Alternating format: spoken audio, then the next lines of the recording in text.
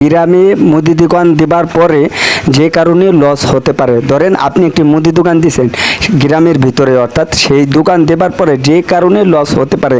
অধিকাংশ দোকানই হচ্ছে আপনার বাকি দেওয়ার কারণে টিকে না, এবং কোন কোন কারণের জন্য টিকে না।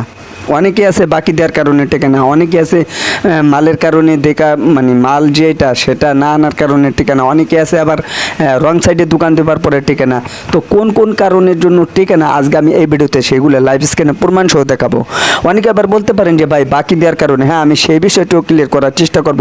এবং সামনে আপনারা চিন্তা ভাবনা করতেছেন গ্রামের ভিতরে যারা মুদি দোকানের ব্যবসা করবেন এবং কীভাবে গ্রামে মুদি দোকানের ব্যবসা করা যায় এবং সঠিকভাবে যাতে আপনি দোকানটা দিয়ে টিকে থাকতে পারবেন। এবং আপনি চাইতেছেন যে আপনি একটা মুদি দোকান দেবার পরে যাতে আপনি আপনার ফ্যামিলি নিয়ে এবং আপনি নিজের যদি বিবাহিত করে থাকেন এবং আপনি যদি অবিবাহিত করে থাকেন, মানে যেটাই করেন না কেন যাতে আপনি ঠিকঠাক মতন চলতে পারেন।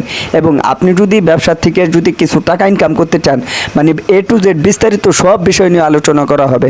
তবে এই ভিডিওটি আপনাকে সম্পূর্ণ ফুল দেখতে হবে শুরু থেকে শেষ পর্যন্ত।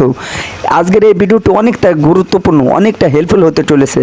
আপনি যদি এই ভিডিওটা যদি ফুল না দেখেন, আপনি যদি একটুখানি দেখে আরেকটু টেনে দেখেন, তাহলে কলম আপনি মিস করবেন। পরে আপনি বলতে পারবেন না যে রবিউল ভাই আপনি কি দেখাইলেন এবং আপনি কি কথা বলছেন আমি কলম কিছুই বুঝি না। তবে রিকোয়েস্ট করে বলতেছি একদম শুরু থেকে আপনি শেষ পর্যন্ত দেখতে থাকুন, ভিডিওটা আপনি টানবেন না, তাহলে আপনি অনেক কিছু জানতে পারবেন, বুঝতে পারবেন এবং শিখতে পারবেন। তো যারা এখন পর্যন্ত ভিডিওতে লাইক করেন না দয়া করে ভিডিওতে লাইক করবেন, নতুন হলে চ্যানেলটি সাবস্ক্রাইব করে আমাদের সাথে থাকবেন।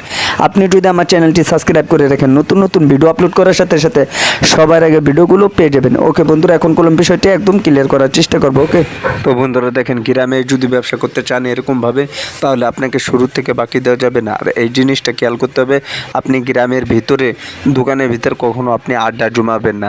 যদি আপনি দোকানের ভিতরে আড্ডা জমান তাহলে আপনার জন্য সমস্যা হতে পারে। এই যে যে দোকানটা দেখতে পেতেছেন, এখানে দেখেন হিউজ পরিমাণে মাল আছে। আপনাকে সব সময়ের জন্য একটা জিনিস খেয়াল রাখতে হবে, আপনার দোকানে ভরপুর মাল উঠাতে হবে।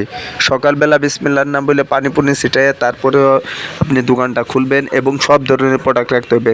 পেঁয়াজ, কাঁচামরিচ, রসুন এইগুলো আপনাকে গ্রামের ভিতরে রাখতে হবে। পান, তারপরে আপনার সমস্ত কিছু গ্রামের ভিতরে ব্যবসা করতে হলে A to Z সব ধরনের প্রোডাক্ট এবং সব ধরনের মাল আপনাকে রাখতে হবে।